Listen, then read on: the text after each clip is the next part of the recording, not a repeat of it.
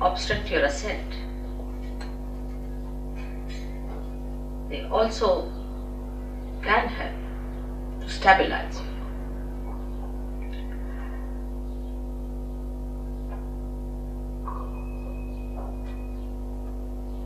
The conditioning comes to you from the matter with which we are dealing every day. When a human being sees a matter, he aggresses it, and he wants to use that matter for his own purpose. He changes the forms of the matter for his own purpose. He starts getting used to matter as comfort or as a help or a guide in life. The more you start depending on matter, the more your spontaneity is finished, because you are dealing with the dead.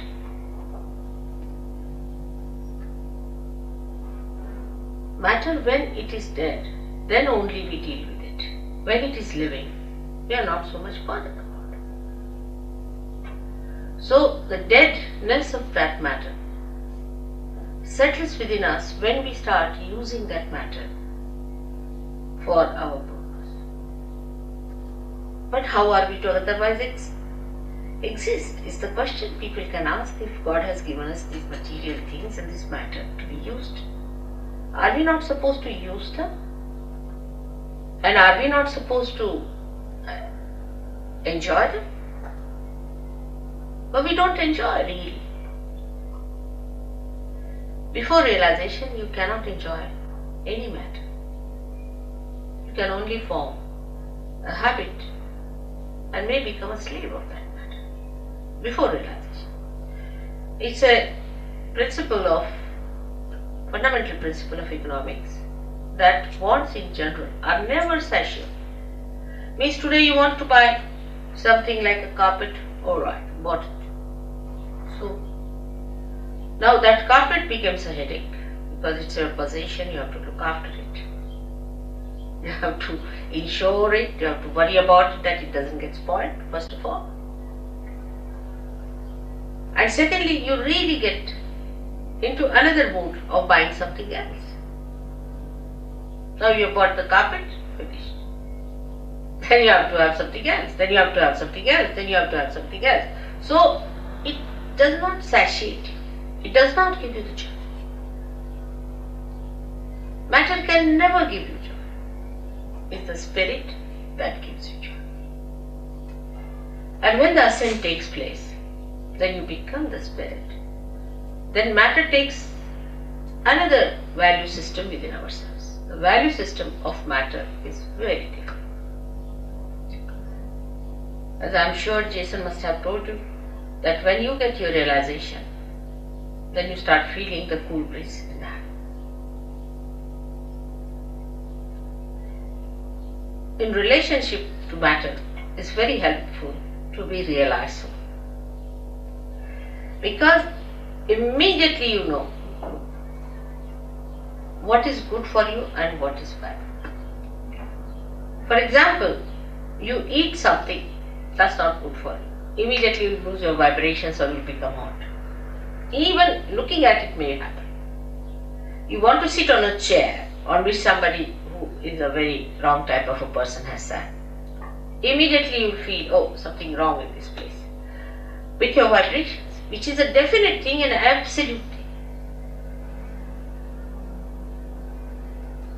And this conditioning can only be over. These habits can be overcome only if you become the spirit, because spirit is always dominated by the matter. And the spirit has to overcome that domination of the matter. Actually, spirit cannot be dominated by it. But what I mean is that it is covered, like the sun can be covered with clouds. In the same way, all our domination, or we can say all our enslavement of the matter makes us dominate our spirit in the sense that we cover it up. The clouds are there. We can't see the spirit, we can't feel it. The spontaneity which is the beauty of the spirit we do not feel in a person. So in judging a person, what do we judge? How that person looks, what dress he's wearing, how he walks, what are his formal ways, does he know how to say thank you, sorry or not, you see. All these things impress us very much. What sort of a car he has, what sort of a house. Maybe we may miss a saint. We may miss Christ again because he was a carpenter's son. How are we to know who is Christ? Is there any way of finding out who is Christ? Many people are now talking, Christ is going to come, he's going to come on the television. You can put up anyone there as Christ. How are we going to make it out? By his dress or by some sort of a thing they have done? Most of the paintings of Christ and most of his statues that I have seen are nowhere near Christ. Nowhere near Christ. See, they are horrid things. I don't know what are they. So how will you make it out that this is Christ or not? Or this is some sort of a hocus pocus fellow or some sort of a person who has come just deliberately to delude us from reality. There is no way out to find out what is the truth, because we are so much used to material forms that we have. For example, our idea of art also is in the same way molded. We like this kind of art. If you ask why? Because, this is this kind of a thing, harmony, or maybe this is more proportioned and all that. But how do you know? Because you've read certain books, or maybe that you have understood from somebody else that this is art, this is beautiful. You brand something as beautiful. But is it really? If it is beauty, it should be spirit. Because spirit is beauty and beauty is spirit. So is it beauty? How do you make out that this art is beautiful or not? For example, according to all normal ideas of womanhood, I don't think Mona Lisa is a beautiful woman. The way these days you see mosquito-like women are regarded as beautiful. So how they call Mona Lisa so beautiful? What's in her? Thousands of people would be assembled to see that painting. Why? What is that? Only vibrations will tell you that it emits vibrations. It appeals to your spirit without your knowledge. You are not aware of it. It appeals to your spirit. That's why universally that painting is appreciated. But when this conditioning becomes collective, any such conditioning becomes collective, and you accept this is the form that is beauty, this is the form that is reality, this is the form that is spontaneity, then the confusion starts. The confusion starts at that point, when it becomes a collective thing. For example, I met some people or some gurus. When I asked them, what makes you think that your guru is truthful? What has he given? He said, because sitting in my chair I just start jumping by myself. I don't do it, but it happens, it's spontaneous. And in my presence, the way his body was moving was so horrifying. Anybody would have tremendous compassion and concern for such a person that who can't sit for 5 minutes. Excuse me, it wasn't spontaneous, it was nervousness. Yes, that's what I'm saying. But You're very wrong in what you talk. What? About everything. From where do you come? Up the road. That's it. Better go. Don't worry, I'm out. Look at that. She'll go to the pub now. That's it. Must try to understand the subtleties, you see. If you are confirmed with what, now supposing somebody started jumping in the thing, and he says, and she says it's 2 nerves. That means you are not in control of your nerves, isn't it? Don't you think so? You are not in control. You have not control. Spontaneity is a thing which is not a thing that makes you a slave. This is the point I am trying to bring. It doesn't, it makes you a master. Spontaneity must make you a master and not a slave of it. She must have come from TM, because TM people jump like that. And they end up as epileptic people. I have cured so many of them. I don't know if someone has come from there. Even the head of their academy in Scotland, who was the Flying Squad Academy as I call it, where people paid 3,000. Now this gentleman sitting here is one of them who suffered. When they suffer, then they know what it is. The other day we saw somebody with epilepsy of such frequency, the poor child, he was hardly 26 years of age, young man, supposed to enjoy his life, was going into such trauma you can't imagine. And if this is happening to somebody going to a guru, you paid for it, how can it be anywhere near spirit? This is what I am trying to tell you. That spirit gives you spontaneity in which you are the master. You are the master of yourself. Complete master. No enslavement of any kind. No habits formation coming. All habits drop. You become so spontaneous that I don't have to tell you. You just drop out all habits. And you become a master of yourself. That should happen to you. Instead of that, if you indulge into things which enslave you, you may like it for a while because you can't help it. But if you really sit down, you will know that it's not the thing that you wanted. You wanted to be the master of yourself. Now here in this map, as is shown, we have two powers, left and right powers. The left power is the power that gives us conditioning. Left side, the subconscious, the collective subconscious. That gives us the conditioning. Now if you try to deny all that, then the right side is even worse. It gives us action, but with action we can become very ego-oriented. So both ways it can be troublesome. Supposing you say that, alright, I'll have no conditioning of any type, what's wrong in doing this, what's wrong in doing that? And if you just move with that idea, with that freedom, it will be abandonment, it may not be freedom, because freedom must have wisdom behind it. So both the sides, the movements on both the sides are wrong. So what is alright in the center is not to get conditioned by anything and not to be ego-oriented. But how to do it is the problem. The problem is how to do it. To be spontaneous is to be absolutely free. Now I would consider these two powers as, say, a brake and an accelerator in a car.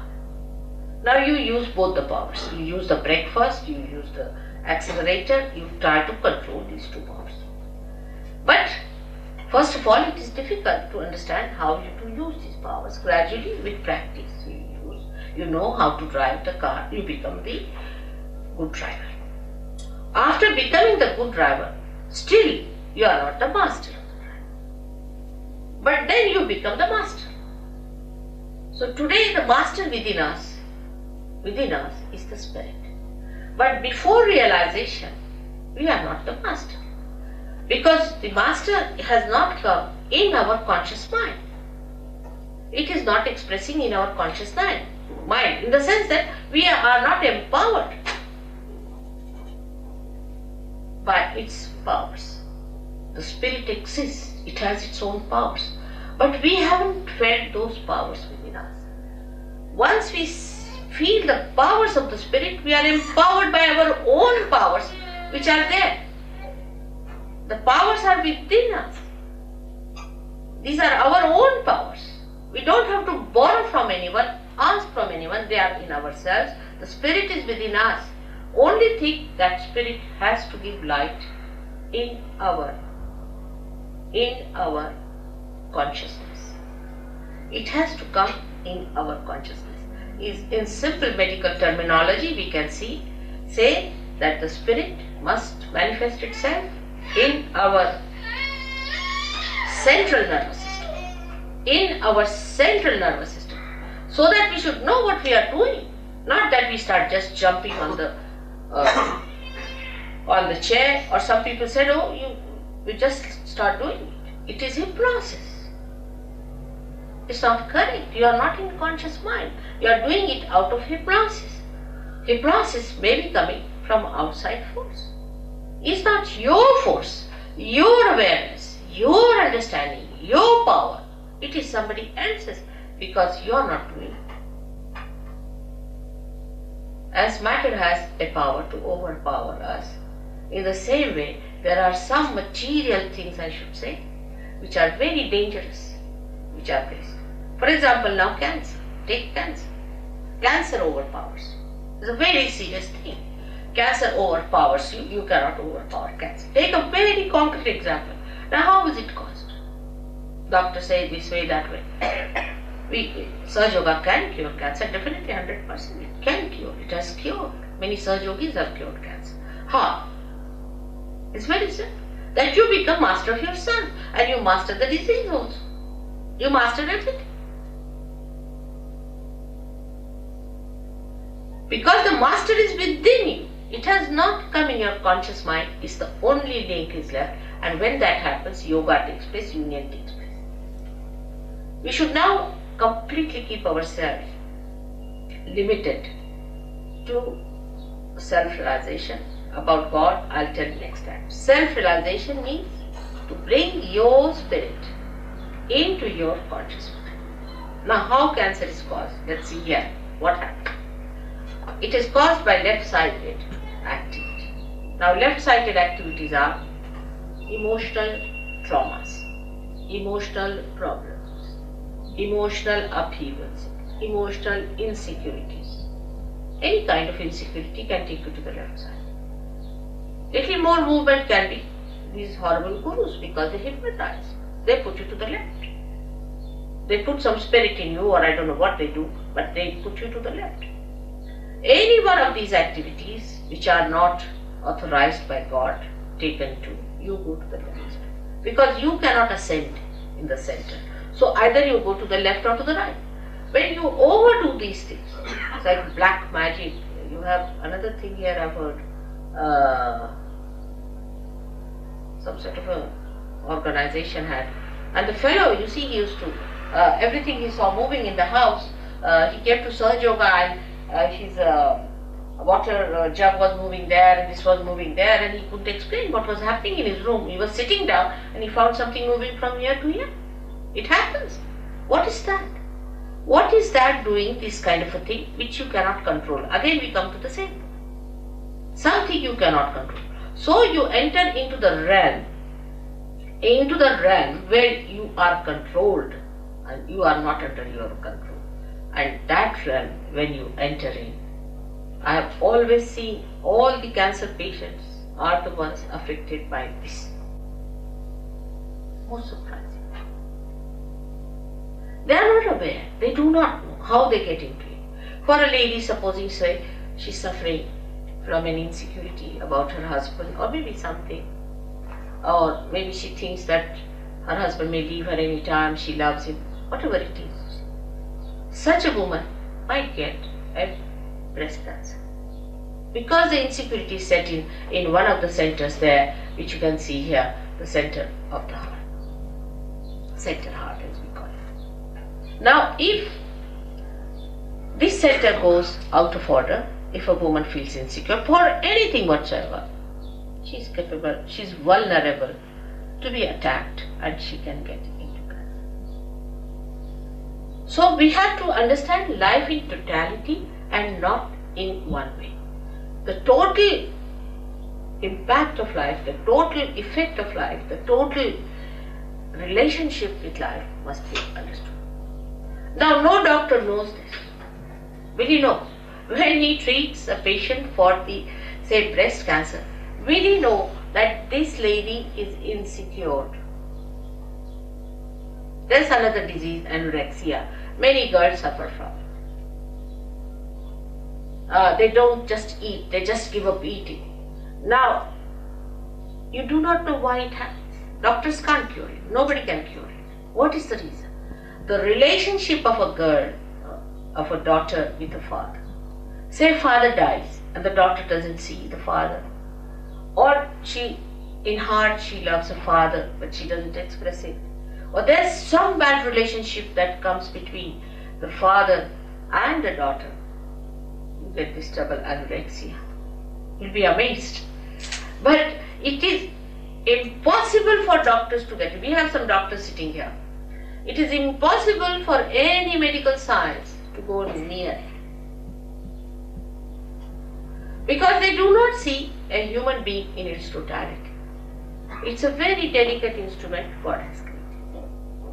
The way we are harsh with others, the way we sometimes try to trouble others, try to make others feel insecure, or unfair, unjust, without our knowledge, we really give them a tremendous insecurity. And such insecurities can work out incurable diseases of which we are not aware. So to understand the totality, what should happen to us? We should achieve that state where we can see the totality. Like if I have to see now, for example, the whole of Brighton, what should I do? I should go on a plane and see it from that height. I can see the whole. In the same way, in your awareness, in your understanding, you should rise to that point from where you can see the whole. If you cannot see the whole, the partial vision, or we can say a little that you see, can create confusion, can create problems, and some of them could be of a very, very serious nature. Because as human beings, we do not know what are we. This is the greatest problem of human beings, that they say, I don't like it. Now which one is this I? Is that your spirit or is that your ego? What is the part that is not liking it? Or is it your conditioning because you are brought up in a particular way so you don't like this? Which part of you is not liking it? And you will be amazed that it is not your spirit. Because if spirit likes, how will you know? It's only through your vibrations. When you can feel the vibrations, then only you will say, yes, my spirit likes it, because the vibrations are emitted. So we are still in a transition state as human beings. We have not achieved that state which is called as the state of self-realization, where you become the spirit. The becoming is the point. When you become the spirit, you know what you like. You really know what you really like. Because you are now the reality. You are not any conditioning. You are no more any ego, but you are what you are really, and that is your spirit. And surprisingly, this spirit is a collective being. It's no artificial collectivity within us. That also, alright, we belong to all Brighton, so we are one, or we belong to one street, so we are one. It's not like that. But it's something that you are, absolutely, you are a collective being. And you start feeling that collectivity within you, with these different centers working it out. And you can feel it, others. You can feel others on your fingertips, can you believe? In the Bible it's written that your hands will speak. The description of these days is that your hands will speak. Why not people go and find out what does it happen? How can your hands speak? This is what happens, that on your fingertips you start feeling and understanding what is reality, what is beauty, what is joy, what is love. This is the left side which we get, and ultimately with these left side problems we get physical pains. It's very painful to have left sided problems. It's very, very painful. The pain cannot be explained, no one can understand, nobody can cure it, you can't tell anyone, and people think that you are fussing, they give you psychological treatments, You just don't understand why this pain is within you. And this pain comes to you from left side, the subconscious. Beyond the subconscious is the collective subconscious. And this collective subconscious is the one where whatever is created from the beginning up to today in the creation is within you. And once you go to the subconscious, you just get lost there. You are so overpowered by this power of subconscious that it is beyond you to understand it, beyond you to get out of it, and beyond you to not to succumb to it. And it goes on increasing. Like I asked some people, why did you go on doing it? When you knew that you were not doing it, somebody else was doing it, still why did you continue to do it? They said, Mother, we were under a blanket. It was darkness. We didn't know where we were moving. And we were just going on and on and on. And as I told you last time, feeling guilty is the biggest blockade. It's the biggest blockade. Because once you start feeling guilty, that the center on the left gets blocked and it's very difficult. And you don't know why you are feeling guilty. All the time you are feeling guilty, but you don't know why you are feeling guilty. Why these ideas of guilt are coming to you.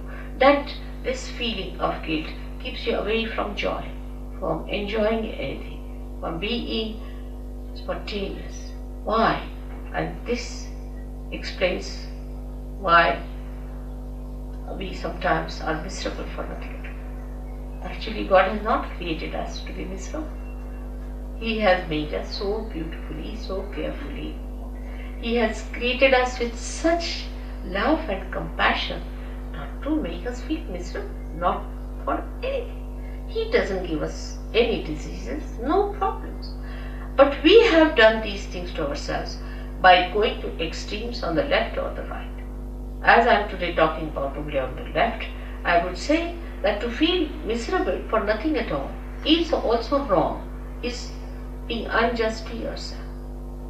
The people who are left-sided must know that they are the spirit, that they are that beauty which has to come, which has to express itself, that they are not the people who have to suffer all the time and to live like miserable people. They are not. But because they take so much upon themselves, bear so much upon themselves, they become like that. And to avoid that bearing up, they may take to some other habits. You see, many people take to alcohol also for reason because they can't bear the pangs of life. They can't bear. That's why they take to. But once the spirit is awakened within you, you become so strong. You become so joyous, so spontaneous that all these things drop on. All those things, so-called diseases, so-called habits, just drop on. And you become a new blooming personality. Now, the basics of having this center within you, you can blame God for that. Why did He give us these centers on the left-hand side? What was the need? He should not have given us these left-sided ones, so we would have been just in the center to go. But the trouble is, the human beings have to know in their own freedom how to deal with themselves. They have to learn little hard way, the wisdom. They have to know by going to extremes, they have suffered. They have to realize it. Because if they have to become truly, absolutely free, they have to rise in their wisdom. If they are not wise people, then they cannot enter into the kingdom of God, because they will be abandoned people. Say, people who are abandoned, who don't understand any laws and regulations, if you get them in England, we'll have to put them in jail. In the same way, human beings who have not got that wisdom within themselves, through sufferings only one learns, but we should not ask for suffering. When we ask for sufferings, we are asking actually for mistakes to begin with. How will you suffer if you do not commit mistakes? So when we ask for sufferings, we are committing mistakes. So what we should ask for is nothing but our spirit. And if you ask for your spirit, it is your own, and you have to get it. It is in your own right that you are going to get it. It's no way that I'm obliging you or doing something special for you. It's all there. You are like a light which is just to be enlightened, because I am an enlightened light. And you become an enlightened light, and you can enlighten other lights also. It's very simple. If you become an enlightened light, you can enlighten others. You don't have to bother about anything else then. You become an enlightened light yourself. That's the point. It is all there. It is all your own. You have to just have it. It is as simple as that. There is nothing very complicated as these people make it, or anything that these philosophers have put before you. Nothing of the kind. It's very simple. It is within you. It is spontaneous. It is a living process. As in living process you have become human beings, you are going to become superhuman beings. It's absolutely spontaneous. You can't pay for it. How can you pay? I mean, an absurdity. If it is a living process, how can you pay? How much do you pay to the tree to grow up? I mean, in anything living, do we pay anything? How much do we pay our nose to breathe? Can we pay for it? It's absurd. It's ridiculous. The way we pay for it, we cannot. It's a living process. You have to become, an egg has to become a chick. Now, how much do you pay to an egg to become a chick? Or how much does an egg pay to the mother for becoming a chicken? It's that ridiculous. But we never understand that living things are so spontaneous. We never see living things. We live with matter, with the dead, not with the living things. If you start watching a tree, you start watching a flower, how it becomes a fruit. You can't even watch, because it's done so slowly. You can't even watch a flower becoming a fruit. Suddenly you find all coming up. Like when I came to London from India, I found all the trees were bare. Absolutely like dry sticks. Absolutely like dry sticks. Within a week, what I find is the green coming up. Within the second week, it was all lush. Can't believe it. We never even notice. We take it for granted. It's happening. How does it happen? It's a miraculous thing. If you see it is miraculous, how these flowers, for example, the particular flowers are only on a particular tree, another are on another tree. How does it happen? Who chooses them? Who puts them in proper shape? Who organizes all that? And this is what one has to realize. And that is the all-pervading power of God that does all the living work. And once you become that, the spirit, then this power starts flowing through. You feel the power through you, as Christ was touched and he said some power has gone to someone. Like that. You just become a medium of that power flowing. But you are empowered to maneuver it, to manage it, to understand it. You know completely about it. You know how to give it. You know how to work it out. You know how to cure others, cure yourself. You know the complete working of your machinery. Apart from that, you get the powers to overcome all the problems of your own machinery also. It's so fantastic. The whole thing sounds very fantastic because we have never seen this before. But to us it doesn't sound fantastic when we see all these flowers suddenly turning into fruits. It doesn't sound. But we see human beings turning into fruits. Then it sounds very fantastic. How can that be? It has never happened before. Only one person would get realization, and it was such a difficult thing and nobody got it. How is it today? I say it is the blossom time which is being promised, which is being already prophesied. Even a great poet in your country, William Blake, has prophesied. He said these times will come when men of God will become prophets, and these prophets will have power to make other prophets. I mean, nobody could be more precise than Blake, I tell you. He was so great to say this will happen, and this is what we have to expect when we go to anybody for seeking. Have you become prophets? And what is a prophet? Prophet is a person who is a collective being and who knows all about it, who is the master. We call Prophet a master. And that's what you have to become, the master. And that mastery is very simple because it's all built within you. Just it has to be connected. Like anything like a television set is to be connected to the mains. It's all built in, it's there. It just starts working. In the same way, you are that. You are that. Just it is to be connected. Whatever may be your caste, community, race, nationality, shapes, heights, anything, whatever it may be, makes no difference because all of you have got this great thing within you, this power of a rebirth, and you are to be born again and you will be born again. Why not today? There's nothing to get angry because people get angry sometimes because they don't like anybody telling them about something of which they themselves are feeling bad. They don't like it.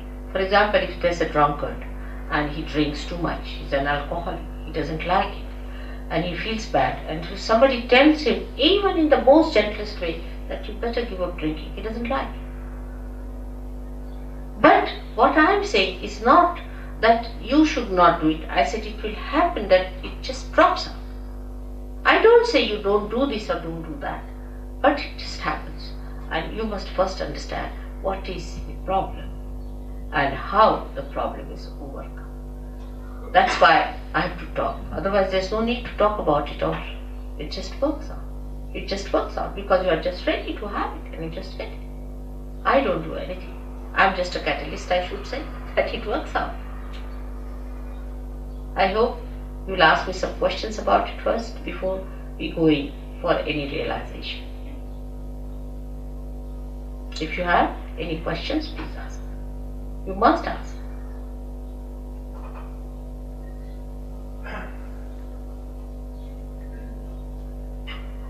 Yes? Is there any difference to what you understand as saying and what, say, Guru Maharaj? Who? Guru Maharaj. No. I'll tell you one thing. When you talk about any guru, I don't want to go into controversies. Alright? That's first thing I'll tell you. But I will tell you to ask yourself or ask anyone, what has he done for anyone? Has he been able to give you any power or anyone the power? Alright? Now I can tell you all these who are here, who are realized souls, who are here, they are just like you to look at. Of course from face you can make out that they are very relaxed and very happy people. But they can cure people, they can give realization to people, they understand everything that is wrong with you and with themselves also. So what has he done to your awareness? Nothing. Now, his disciples, what have they achieved? You ask them, where is the kundalini of this person? What is the problem of this lady? Or what is weighing upon her mind? They won't be able to say. If you cannot even make out what's wrong with another person or with yourself, how are you going to help? All such people, what do they do? Let us see. Simple thing is that they can't mesmerize. You may feel happy for a while, just like drinking. If you drink, you feel happy. But by drinking, what have you achieved? Have you become master?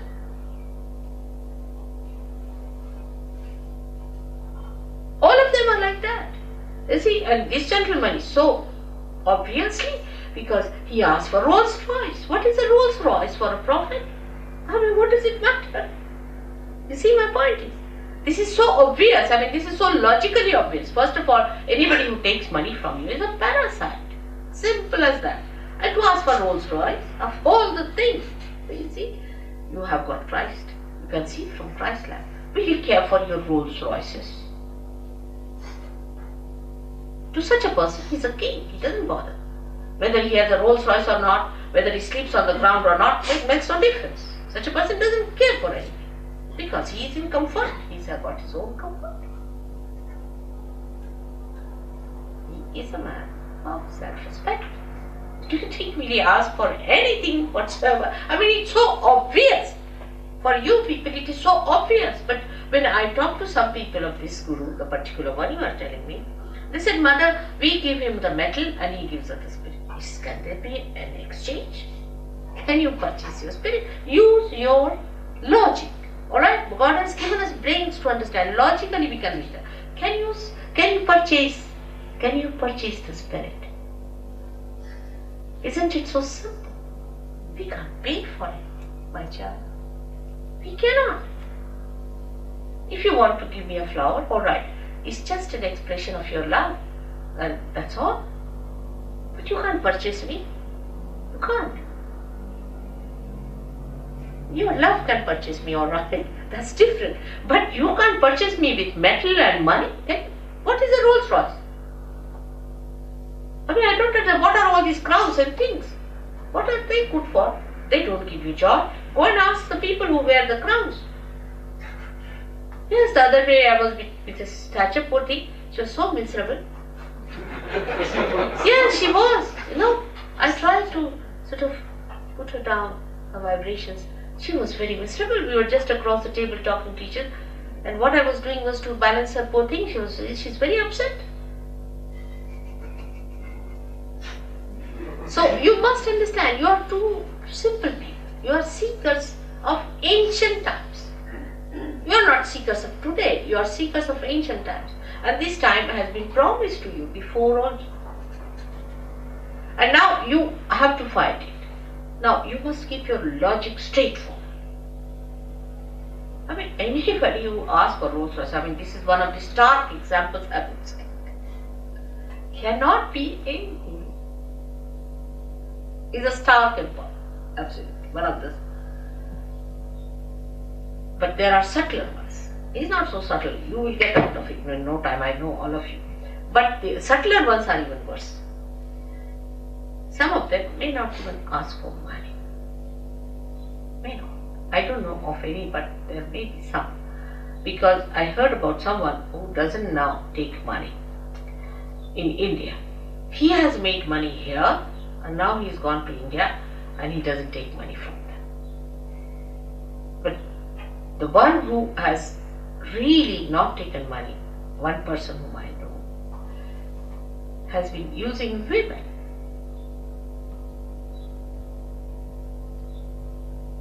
He's not interested in money part. He's using money. You are women. You see, so this is what it is. You must understand. His interest is not in your spirit, but in your person, in your women. Imagine. How can holiness be combined with these dirty habits of people? That means they themselves are under the control of their desires, which are anti-God. These are all anti-God activities. And you people being so simple-hearted, I tell you, you are so simple-hearted. If you tell an Indian that the Guru takes a Rolls Royce, he said, they immediately they'll cancel. They know this guy. How can? Nobody will give to any Guru in India. Gurus have to pay people sometimes. First to entice them. Westernized Indians is different, but those who are really Indians, they are people live with the mothers and they know what is what. Nobody can befool them. They're very practical people. Yes, my child. Can you be healed through faith? Huh? Can you be healed through faith? Oh, the faith is two types. With what we call in Sanskrit is Shraddha. It's different from what you call as faith. In English they use it as blind faith and another as faith. Alright? We can make it like that. Now, the blind faith is this, that I have got faith in God and God will heal me. This is one faith. Alright? Another is a faith which is enlightened, where I say you are the spirit when you are connected. Now, if you say that I have faith in God, you shouldn't feel hurt when I tell you the truth, alright? Because if it is a blind faith, means that you are not yet connected with the power. Not connected. See? Now supposing I start saying, Christ, Christ, Christ, Christ. Christ is not in my pocket. I can't even meet a prime minister or a queen without having a protocol or a connection or some sort of a position or we can say a authority, isn't it? Now when we talk of anyone like that, some people go on saying Rama, Rama, Rama, Krishna, Krishna. You see, these are all incarnations, and Christ is the Son of God.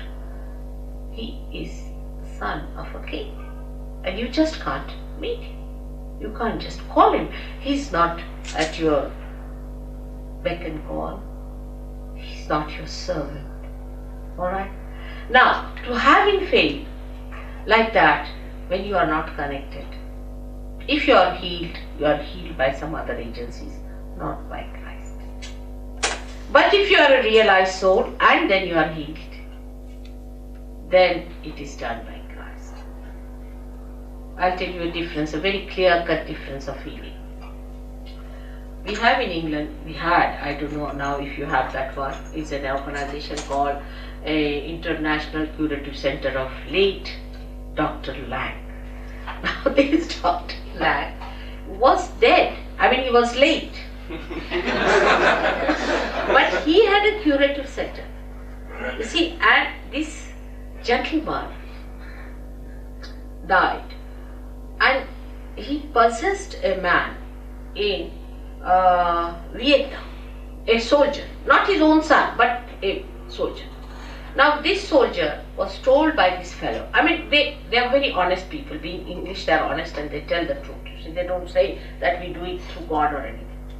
So he told that there are many doctors, I hope the doctors won't mind, who have died and who were very ambitious, are still wanting to cure people. And he should go back to my son and tell him all the story that I have come in you, and my son will believe. So he said, how will he believe me? He said, no, I will tell you some secrets which only he and me, both of us, share. So he'll definitely believe. So this fellow agreed. He was a very healthy fellow. Actually this spirit entered into him when he got into a certain shock. Something he saw shocked him in the war, and this spirit entered. And he was carried by that spirit somehow or other to England, where he met his son, and he told the whole story. And the son had to believe because he knew so many secrets. And they started this curative center. Now how do I come to know of late Mr. Lang is the thing. They cured a lady who was in India. Long time back, it was 1970, I'm telling you. And she came to see me, and she was all shaking, she's like this. I said, what's this? She said, I was sick with a certain disease, and I was afraid of an operation, and I came to know about this organization. I wrote to them, and they wrote to me saying that at this time, on this date, we'll enter into your body. Openly, I mean, they don't say that we are God or anything. We'll enter into your body, and you feel a little shaking, doesn't matter, and you sleep off, and we'll work it out. And she said, I got cured of that disease. But after 3 years or so, the whole body started shaking, and she couldn't bear it anymore, and she came to see me. That's how I came to know about Dr. Lang. See, that he had, this poor lady was tortured for 3 years. She suffered so much. And then she came to see me. So after Mr. Lang entered into her body, Dr. Lang, it was after 6 years that she came to see me, because 3 years she was all right. After 3 years it started. And that's how I came to know all the spirits that had entered into her, the doctors and all that. It was a horrible case. Of course she got cured later on, no doubt. Because when you become the spirit, you are in your fort. Nobody can enter into your body. You become something which doesn't get contaminated, doesn't get overpowered. Nobody can dominate. And that's how she got cured. So with faith, if somebody says, oh, you will be healed, you see, and they start shouting and screaming and this and that, and suddenly you might feel, maybe there's a spirit. They replace also sometimes these spirits. It's very surprising. They can replace the spirit from one to another. I've seen such cases also. All kinds of things I've seen in spirit. The other day, only about 8 days back, wasn't that, Marie? When this charismatic fellow came in? Something like that. 8 days back, in France, a gentleman came in. Young fellow, must be about 24 or so. He got into such a big agitation and he started crying. And a funny type of a thing that I've never seen a spirit enter into it. Whole body was shaking, and he fell down, he started crying, weeping, all sorts of things happened. And he said that I went to charismatic movement where I got it, and many get it. And they think Holy Ghost has entered into them. Now just imagine, how can the Holy Ghost make you this double? I don't know from where these ideas come in. And poor child, he suffered so much. Now he's all right. But he couldn't believe it, that he could be all right, because he thought, and then they say these are your sins and you have to get over your sins, and this is why it's happening to you. You still have done bad karmas and this and that. But your bad karmas and all those things can be solved when the Kundalini rises. There is a center for this specially, which is really being adorned by Jesus Christ here. Did you tell them about this center? Didn't quite get that far. Alright. So this is the center, and when the Kundalini passes through that's why they say that you have to pass through it. He gets awakened, and when he gets awakened, all these two pouches you see there of ego and superego, your conditioning and all your left-sided problems and right-sided problems are sucked. That's why they said that he died for our sins. He's described in the ancient Indian scriptures as Mahavishnu, but you see, the missionaries went to India, they gave a very wrong picture of Christ, absolutely wrong picture, so they were still expecting Mahavishnu to come in. And this is what it is. He's supposed to be, according to missionaries, somebody who sort of converts people and all that nonsense. It's not the real thing that he's to be awakened within us. He said that. He said, I have to be born within you. And that is what it is. When Kundalini rises, she awakens that center within us, and all our conditionings and egos are sucked in. A space is created here in the fontanelle bone area through which the Kundalini comes in, and you can feel the cool breeze from your head coming out. That's what it is. And you feel it in your hand. It's not just that you are mad after someone. It's not like that. It's not that way, you see. Nothing of that kind. You become a self-respecting, normal, dignified personality of great spiritual value, which you are. Alright? So this is what faith is, and what is blind faith is. Yes, my child. It seems very difficult, the concept that self-realization doesn't involve some personal effort. Can it really come to anybody irrespective of how materialistic they are? Yeah. Am I understanding you? Yes, it appears on the face of it very difficult, and how people are materialistic is also true, no doubt. But spirit is much stronger than the matter, and when it has to express, it completely crashes all that, and it comes. Now we have here, most of you are English people, I should say, westernized, very materialistic people they were. I should say, living in that world. They may not have been that materialistic, because if they are not seekers, they would not come to me. But a new being has been born. If you look at an egg, you feel that what a hard stuff is this. But if it is broken at the right moment, with the right understanding, it becomes a bird. Because the living process is on, only the last breakthrough has to take place. Apparently it looks difficult, but to me it is not. Perhaps I know the job. Alright?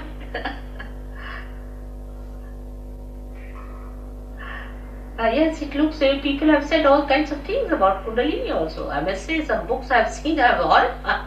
You see, if you don't know the job, everything, supposing somebody doesn't know how to drive a car, you see, and he gets into the car, the way he described it would be horrifying. You'd never get near a car, isn't it? It's like that. The one who is not authorized and who does not know the job should not do it.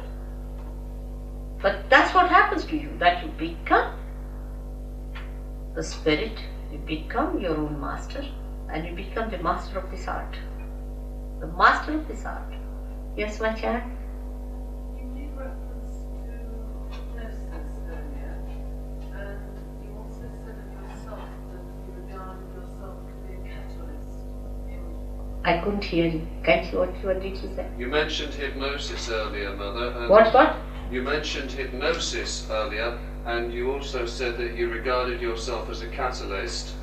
Don't you think that the hypnotist also regards themselves Yes, very as a true. catalyst? Yes, no doubt. As the person themselves? Yes, that's true, but the difference is this, that a hypnotist brings you under his power. He doesn't give you any power or no new dimension to your awareness. You see, there's a tremendous difference between the two. You see, you have got your own power within you. Say, for example, alright, your spirit there. Now, I am a catalyst. You see, you can use a spoon for giving a poison, or could use it for giving the nectar. Alright? So, if you give the nectar, then it's a great thing, and if you give the poison, it's horrible. It's like that. Now, the hypnotist uses hypnosis. How does he hypnotize? Is the point. What he does is to push you into your subconscious, into your collective subconscious, where he overpowers you. You are under his power. He says, you become like a child, you become like a child. You suck a little bottle, you do it. What's all this? But here you become the spirit in the sense that you become collectively conscious. It's no hypnosis, because you yourself can feel it. Now, say example, you take 10 children who are realized souls. There are some children who are realized souls, even little children. And you take them near a person who is suffering from some trouble, alright? Now you tie up their eyes and ask them, what's the problem of this gentleman? They will raise the same fingers, all of them will raise the same finger saying, this is burning. You see, because the sensation you feel of burning, of numbness, or of cool breeze, a new awareness of a vibratory nature is born within you, not with hypnosis. On the contrary, after hypnosis, you feel so dead and finished, as if somebody has been riding your horse. It's just the other way now. And you start growing into you and understanding. You can cure people. You understand what are the centers that are catching. You understand what are the centers of another person that are catching. In the beginning, sometimes people have confusion, I've seen, that they don't know whether these are my centers or your centers. But we have ways and methods by which you can discriminate. You can see which are your centers catching and which are the centers of the other person catching. You also know how to get them all right. You also know how to give realization to others and to empower them with their own powers. It's just the opposite. But catalyst could be horrifying and catalyst could be just heavenly.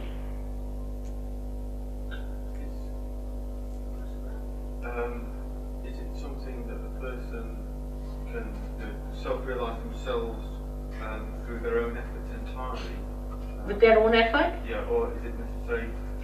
Oh, I don't think it's possible. You see, because like a light which is enlightened can only enlighten another light. But what I'm saying, that even supposing, like Buddha, you see, he got his realization when he was absolutely tired and he had to have it. Of course, the Holy Ghost did that. He could not have done it on him. But he got the realization there because it was a different circumstance which he had to live. He didn't have to talk about God. He didn't have to talk about the whole thing. Because people were so much engaged in talking of big things like God and about all kind of deities, this, that. There was a big confusion. And somebody was to be realized at that time who would just localize it and say only self-realization. Don't talk of God or anything, forget it. That's why he got a realization like that. But you cannot get a realization just like that. Only position you can get. You cannot. Somebody who is an enlightened soul, such an enlightened soul doesn't take money from you. Normally, you see, people don't want to give a realization. 99% those who are really realized, they'll throw stones at you, they won't have anything to do because their experiences of human beings are horrifying. If you go and talk to them, they'll tell me, they've told me that wait for 12 years. See, mother, they will all finish you off, they'll kill you, they'll do this. It's very venturesome to deal with human beings because they're very egoistical and they will never accept. But if you take like this, like somebody who knows is a head, isn't it? And realization is not possible. It's not possible to be done by yourself. It's not possible. Because if say a candle which is not enlightened wants to get itself enlightened, the light has to be brought. It's so simple as that. But one should not feel bad about it actually. Say I don't know how to drive, somebody drove me down here, I didn't feel bad that he had to drive me down, did I? And I only know one job, I don't know many jobs I don't know how to operate bank, I don't know how to write a check, I'm hopeless in many things. I don't know how to open a can maybe, but I know how to open a kundalini. Alright, so if I know one job, why should you mind? After all, we depend on each other for everything, isn't it? So why not? If I know the job, what's the harm? And you will know too. You will know too. But it cannot be done by yourself. But actually in this, you are not obliged for anything. I just do it because I love it. It just happens. I don't do anyway. I'm just flowing. I don't know how it happens. Just it's flowing.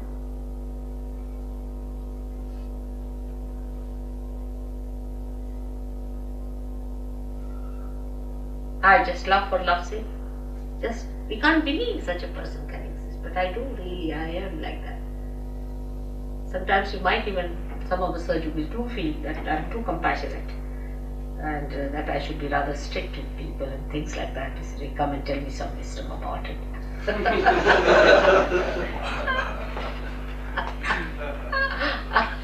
You see, they think I'm not so practical.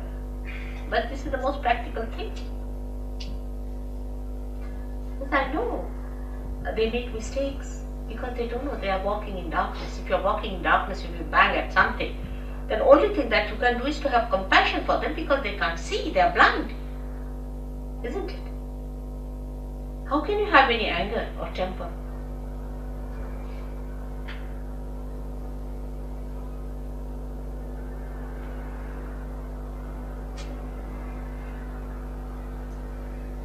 And moreover, I would request you not to have any misidentifications with anyone whatsoever.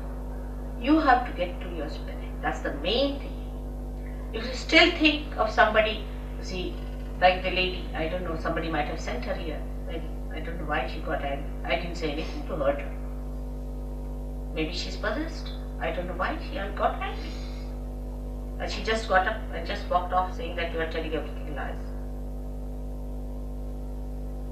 Why should I tell you lies? I don't have to get anything out of it. But why it happens? Because she's not sensitive. She's not sensitive to divinity. She doesn't understand who's divine, who's not. I don't blame her. She hasn't got the sensitivity. It's a caliber. I've seen Sahaj yogis now of different varieties have come to me. Some of them are of such a caliber in continuity. They get into realization, they know what it is, they have the pattern just like a diamond, they get it and they get it. That's tremendous. There are some who slog behind. Some of them who get realization, but still they've gone down to all kinds. Doesn't matter. I love all of them. Yes, my child. Supposing any more brilliance in this life, like What's it? supposing before realization that we've got more bad things, so which was like supposing we were just really nasty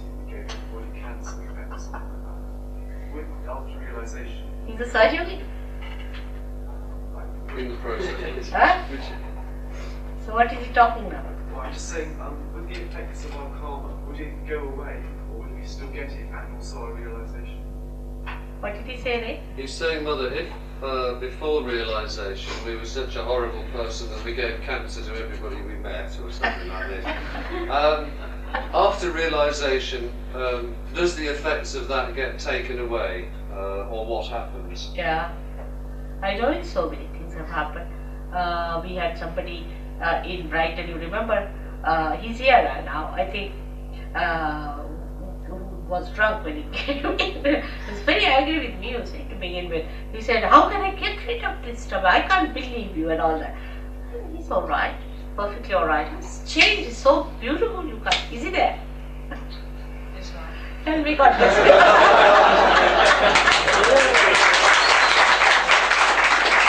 He's so sweet now. The other day he came to see me. I said, look at that. He's so sweet. He was a very sweet man. But something had put him up, made him upset, you see, that he had become alcoholic. It's alright.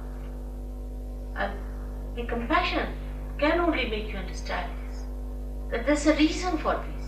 He is a very sweet person. Very sweet person, no doubt. But something had gone wrong with him. It's alright. So this happens. It's true. Sahajyogis realize this. Some, of course, I must say, oh, little bit, doesn't matter. They'll come. All of them will come. I'm sure.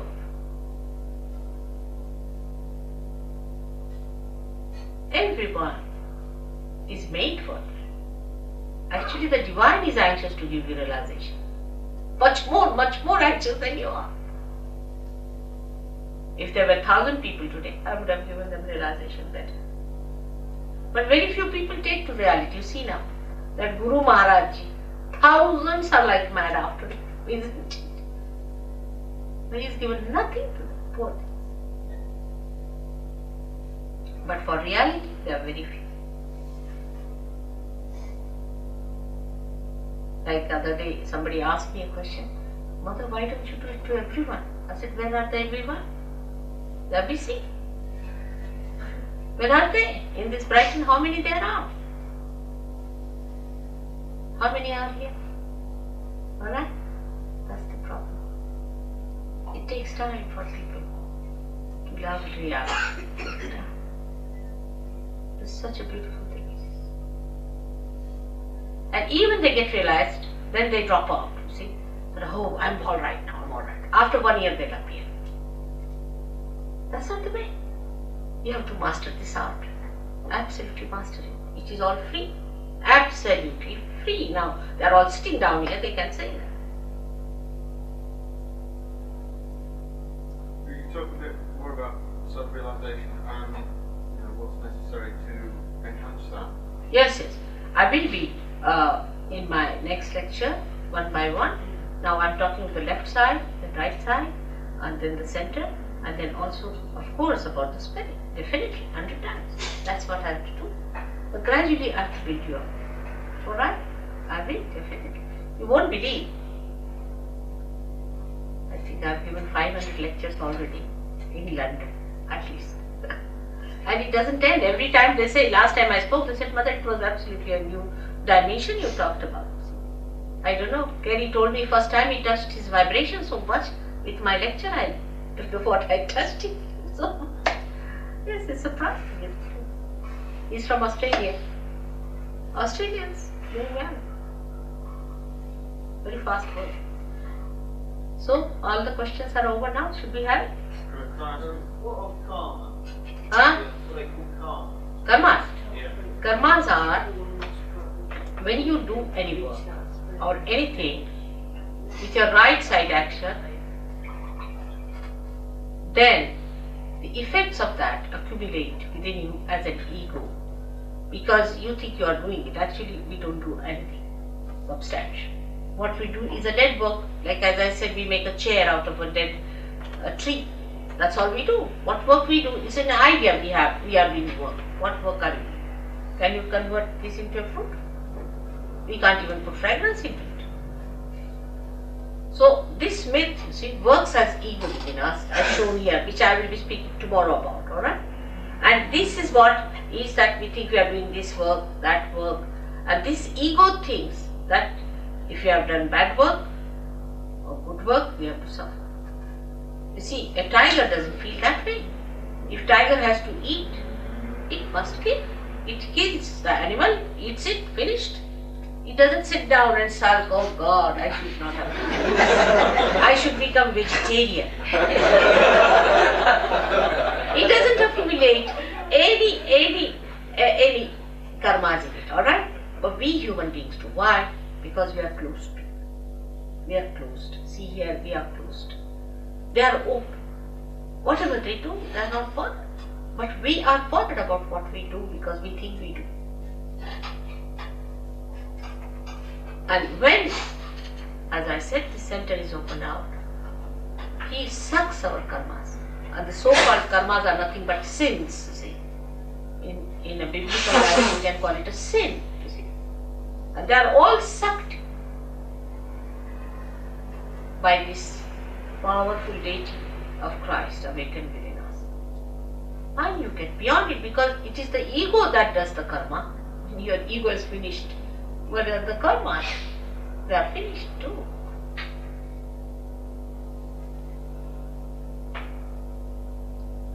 Then you don't say, I did it.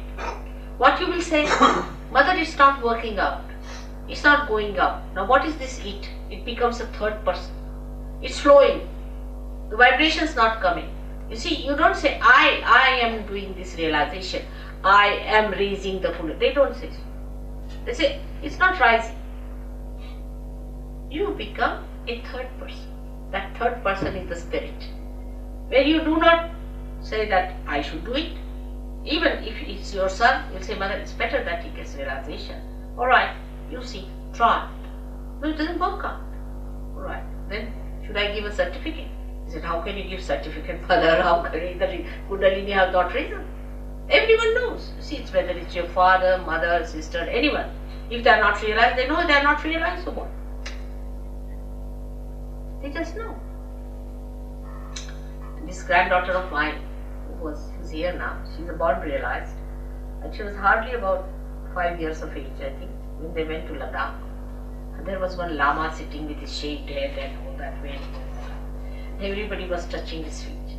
And the parents also not realized, my daughter has not realized, so she also touched his feet. She couldn't bear it anymore now.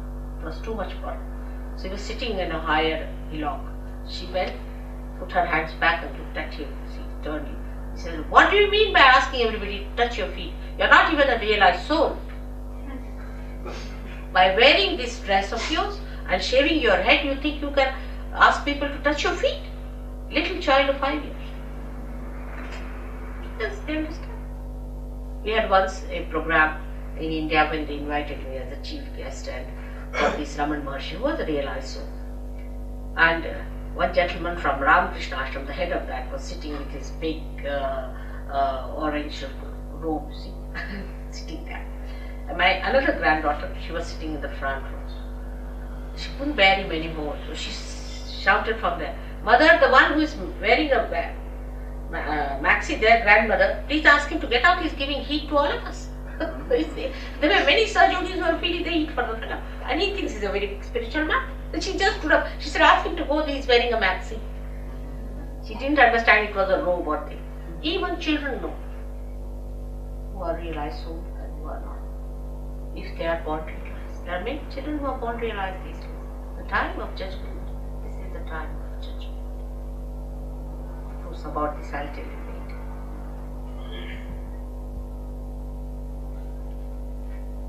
You mind if I persist in that question? It's all right, I don't mind.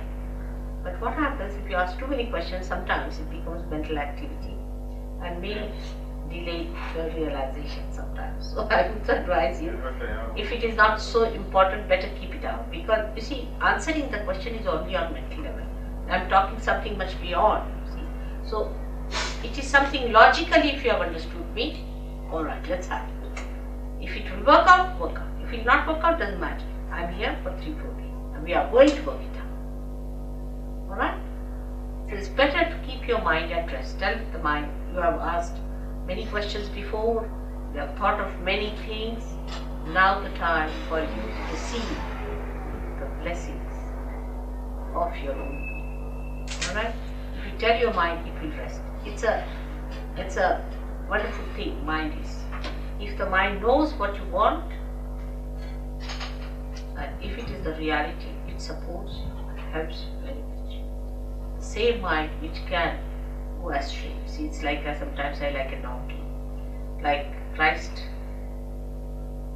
used donkey just to suggest the mind that if you allow it to go astray, it will take you to all kinds of things. But if you control it, it takes you where you are. So just make him keep quiet. It's better to keep quiet at mind level. And that's why I answered your questions, because later on when the Kundalini is rising, at that time the mind should not stand up, isn't it, to say that I haven't asked this question. That's why, just to soothe it. There's no need, but just to soothe it down, I do. Alright? So best thing is to get your realization is the best thing. Otherwise this mind is quite a disturbing stuff. It can come at the right time when you are going to achieve your last breakthrough. It may stop. Alright? So if you have any immediate question or by which you are really oppressed, then you must ask. But if it is not so important, just give up. Is it very important? Then it's all right. You can realize.